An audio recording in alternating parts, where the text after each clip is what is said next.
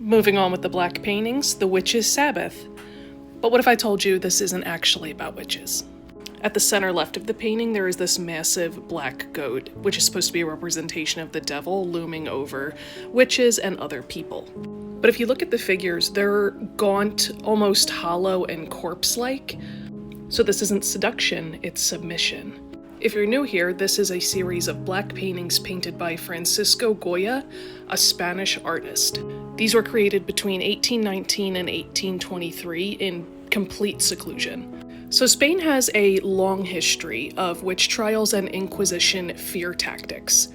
At this point in Goya's time, witches were not about magic, they were about control. This gave people something to collectively fear. Goya had witnessed war, political collapse, famine, public executions, and the return of authoritarian rule. And he saw how easily people surrendered to hysteria. So the horror here is not the devil, it's the people that are listening. The darkness swallows the painting from the sides and the bottom as if reason itself is disappearing. And maybe that's the point that Goya was trying to make, is that he wasn't questioning if witches existed, he was questioning why we still needed them to. If you look closely, he also added people that would have like birth defect deformities, people with mental illness, the elderly, and socially marginalized, who people of the church and/or science would consider to be mad. Throughout his career, he routinely painted people that were on the margins of society, including this earlier work called The Madhouse. He directly explored constitutional definement and the treatment of people with mental illness in society. Moving on to the next one, mind you, these are not in chronological order because there is no order to these.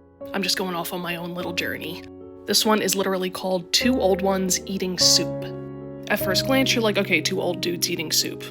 Big whoop. But by this point, Goya was deaf, secluded, and disillusioned, so let's look a little closer. One man is elderly, very thin. He's clutching his spoon like survival itself depends on it. The other figure sits beside him, mouth slightly open, eyes hollowed out like a skeleton, but with skin. It looks weak and like he's unable to hold himself up, so he's leaning. Some scholars interpreted him as being death itself, others madness, and then there's people that just thought this was hunger personified. There's almost no background, no setting, on purpose, just darkness pressing in on them. So food here isn't comfort, it's a necessity. The food here seems less like nourishment and more like inevitability, like time consuming the body, which he greatly feared at this point. Not to mention it's unsettling how intimate it feels. But maybe that's what it really is. It's not a meal, but a reminder that time is always sitting at the table with us, waiting.